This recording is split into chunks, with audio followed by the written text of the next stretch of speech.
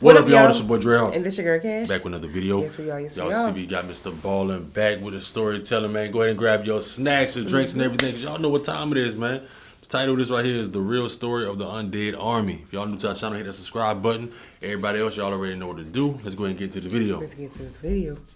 If there is one war story that everybody needs to hear at least once, it is the crazy story of how this small group of Russian soldiers during World War I defended Auschwitz Fortress in Poland. It is both absolutely horrific and utterly inspiring. And I guarantee you, it's nothing like any other war story you've ever heard. Wow. But before we get into that story, if you're a fan of the strange, dark, and mysterious delivered in story format, then you come to the right place because that's all we do, and we upload once a week.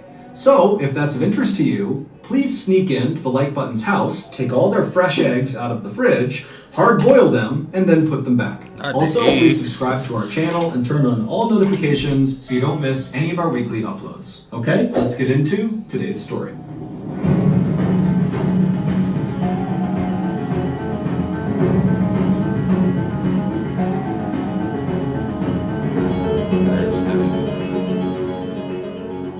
On the morning of August 3rd, 1915, during World War I, a 21-year-old Russian soldier named Vladimir Kotlinski looked out from behind the huge stone walls of Auschwitz Fortress in Poland. Out in front of him, he saw the same landscape he had been looking at for the last 6 months that he had been stationed at this fortress. It was a big, swampy forest that surrounded them on all sides. Additionally, in this swampy forest around them on all sides were dozens and dozens of trenches. Trenches are long, deep pits that soldiers will dig to both hide inside of when they're being attacked, and then also to launch their own attacks out of from behind their dirt walls. And these trenches that zigged and zagged all around Auschwitz Fortress were created by and now occupied by 7,000 German soldiers. And during World War I, the Russians were fighting the Germans. The Germans really wanted to take Auschwitz Fortress from the Russians. It was in a great strategic position with a railway passing right through it. There was also a river nearby and a main road, meaning whoever owned this fortress was greatly aided in moving critical wartime supplies and troops in a very hotly contested area. But despite the repeated attempts by these 7,000 Germans to take over Auschwitz Fortress over the past 6 months,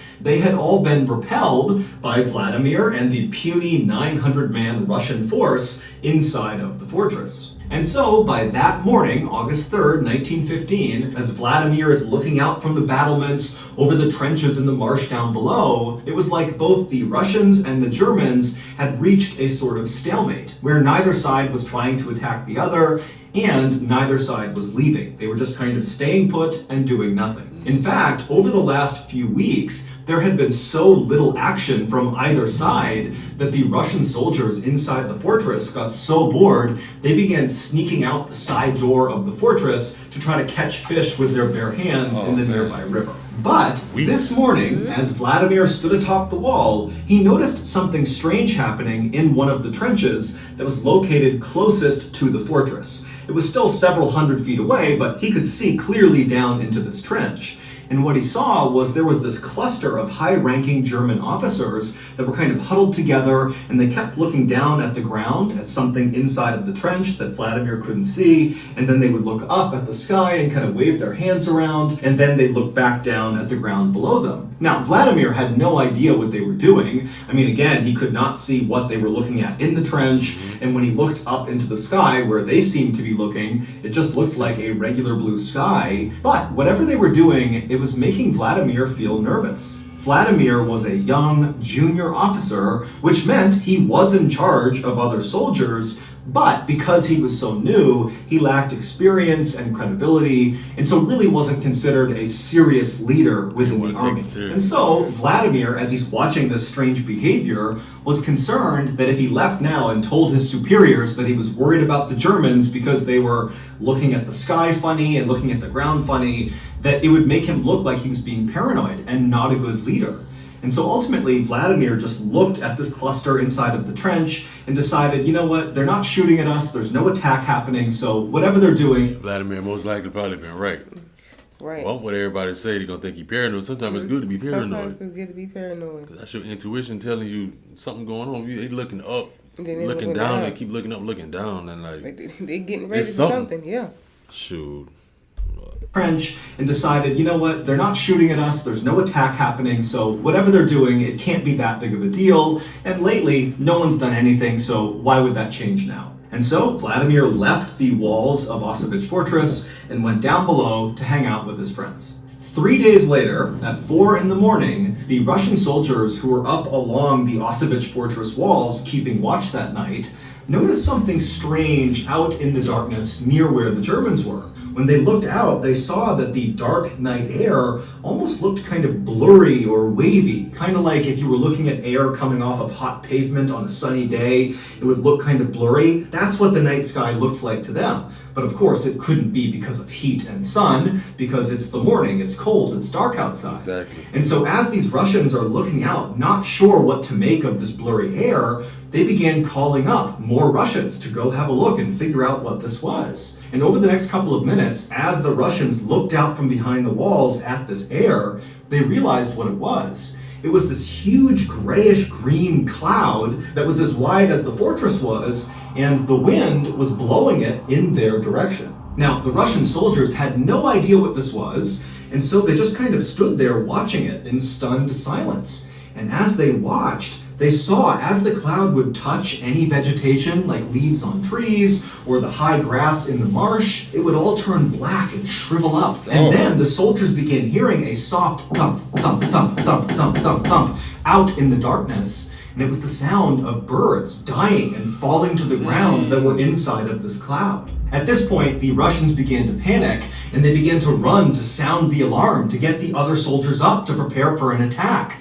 But as they did, they began to smell this very harsh chemical smell coming into the fortress, and then before long, all the Russians could hear was the sound of their comrades coughing. It would turn out that strange behavior that Vladimir saw 3 days earlier of the German officers huddled together looking at the sky and then looking down at the ground and then back at the sky again, what they were doing was preparing for a chemical attack on Auschwitz Fortress. On the ground, out of sight of Vladimir, were canisters containing the poisonous gas, and when the officers would look up and put their hands up, they were gauging if the wind was strong enough and in the right direction to launch the attack. Now, 3 days ago, the wind had not been in their favor, but this morning at 4 a.m. on August 6th, 1915, the wind had been in their favor, and they had released the gas. And this gas... That's why I say Vladimir was right. Yeah, he was. He would have went back and told them. They probably would have said something, but he would have did his job. He would have did what he was supposed to do. He would have been able. The wind had been in their favor, and they had released the gas. And this gas was quite possibly the worst gas you could ever come up against on the battlefield. It was a combination of chlorine gas and bromine gas. On their own, chlorine and bromine are very toxic and can kill you. But when you mix those two gases, it becomes exponentially more dangerous. The gas mixture binds to moisture and then turns the moisture into hydrochloric acid. Meaning, if a person who did not have a gas mask on came in contact with this poisonous gas, when they inhaled it, it would literally fill their lungs with acid, which would dissolve them from the inside out. And then also, the gas would get into their eyes and into their nose, and the acid there would burrow holes into their skull. And once you come in contact with this gas, there's nothing anybody can do to save you. You're gonna die, except it's gonna take a really, really long time. My previous job, we used to have all those kind of gases and stuff like that. And they said, like, if that right there, the exact what he just said, if that would have dropped on the floor and bust, you would have had to go get out of there fast as hell, yo. Like, you would die, just breathing, you would be gone. You had no time.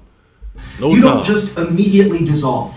It's this long, drawn-out, excruciatingly painful process. By this point in World War I, chemical warfare was really not being used by anybody, and so as a result, the Russian army did not outfit their soldiers with gas masks.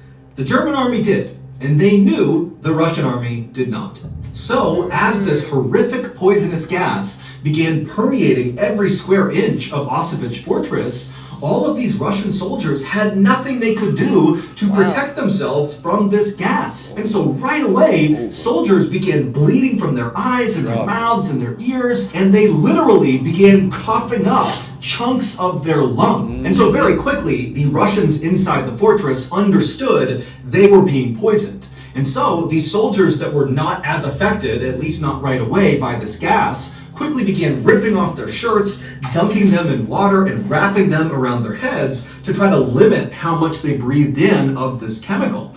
But it really didn't do much to stop the chemical. In fact, these makeshift gas masks might have made it worse because the gas would have bound to the moisture on the shirt. And so the Russians were totally doomed. They were surrounded on all sides outside the walls by their enemy, and then inside the fortress was this gas, and there was no ventilation in the fortress, and so there was nowhere to go. They couldn't escape death no matter where they went. And so Vladimir, he was one of the guys that was still on his feet inside of the fortress, and he stumbled over to this narrow window on the side of the fortress walls, and he looked out and he saw all these Germans running towards them, firing their machine guns, artillery's being fired. I mean, he knows they are moments away from the Germans reaching the fortress door, coming inside, and killing every last one of them. But Vladimir's reaction to this was not being scared or being sad.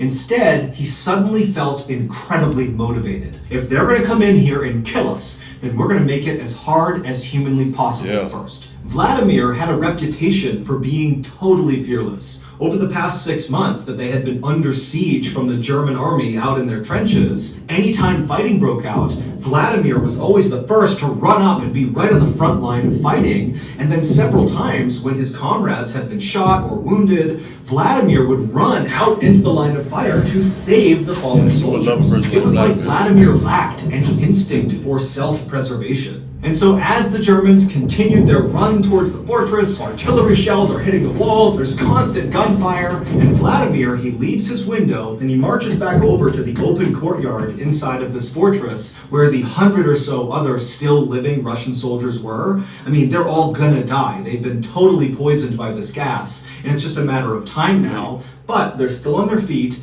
and Vladimir walks over to them, and even though, again, he's pretty junior, he stands up and he says to them, "This is our moment. We are all going to die.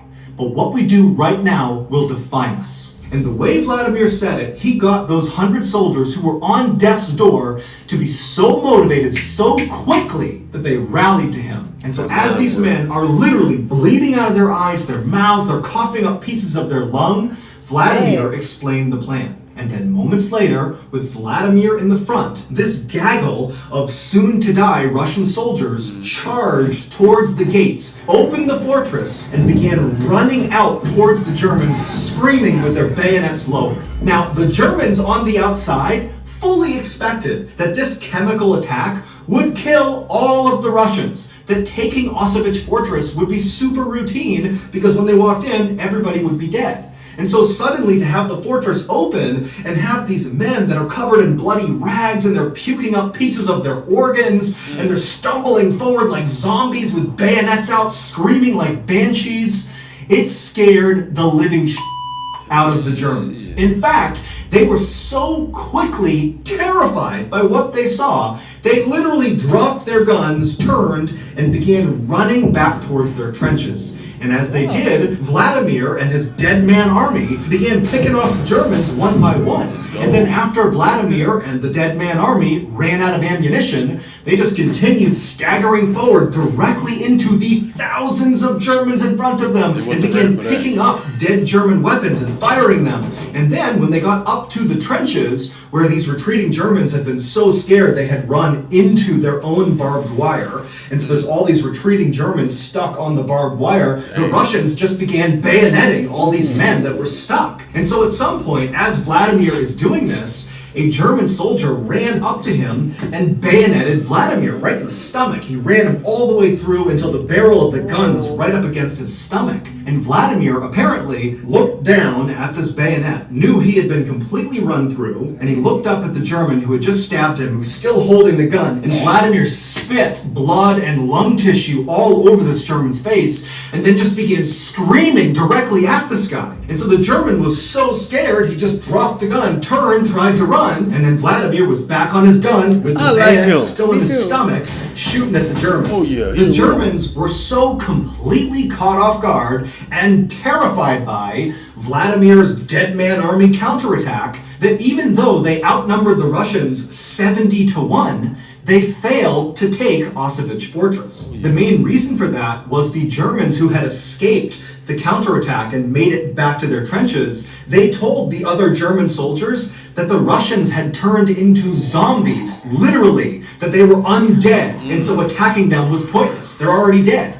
And the Germans were so scared, they refused to leave their trenches again. Once the Russians could tell they had successfully forced a retreat by the German army, Vladimir, who was still alive at this point with a gun still stuck in his gut from the bayonet, Dang. he called out to the rest of his soldiers to retreat back to the fortress. And so this handful of Russian soldiers who were about to die, they hobbled their way back inside of their fortress, and then Vladimir gave his final command: destroy the fortress. If we can't have it, nobody can. All right. Every single Russian soldier that came in contact with that poisonous gas died, including Vladimir. When the Germans did eventually take Auschwitz Fortress at a later date, when again all of the Russians were dead, when the Germans went inside, they realized the fortress had been destroyed and it was no longer strategically valuable. Vladimir would be awarded posthumously Russia's highest military honor. His actions and the actions of the other dying soldiers that fought alongside him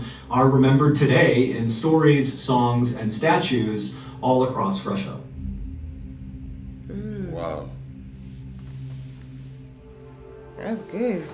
He seemed determined. He was like, whatever y'all got to do, take them out. Oh yeah, that's the Even with- definition of a leader. That's the definition of a leader for real. That is. I wish he just said. So was that the same one person that saw them that they was doing something? The Germans Yeah, were Vladimir. doing something. Vladimir Looking up and down looking and up and down. stuff. I wish he had told somebody else so they can go ahead and they plan the attack. But still, they still came up on top. He was so. waiting the whole time. That's why it was like quiet for weeks or whatever like that. They was Right. waiting on the wind to be in their favor to blow over there to them. It's like a history. Like I never knew about this right Me here. neither. I don't think they ever taught us in school, but I like this. It was like a lesson. That was like Yeah, most of them were like history. heroes. How he can't. Yeah, he Right, went in there he and was got their basically a hero. mindset right to still go out there and do what you got to do, Even protect though the there country. was poison, he had Yeah. a hole in his stomach from the gun being shoved in He his gut, still went- and he still went and picked up his gun and started shooting, taking them out. That's like motivation for real. He Shout out to was- Vladimir on that one, yo. That was Yeah. the definition of, like they say, a real one. Vladimir was a real one, and the rest He was was some not gonna rags. stop. Let us know how y'all feel about this story down below in the comment section. The real story of the Undead Army. And don't forget to like the video. Leave us other videos, topics that y'all want to see us react to down below as well. And if y'all haven't subscribed yet, if you're new, go ahead and hit that subscribe button and make sure you cut on post notification bell. Other than that, we'll catch you on the next video. Catch y'all next one.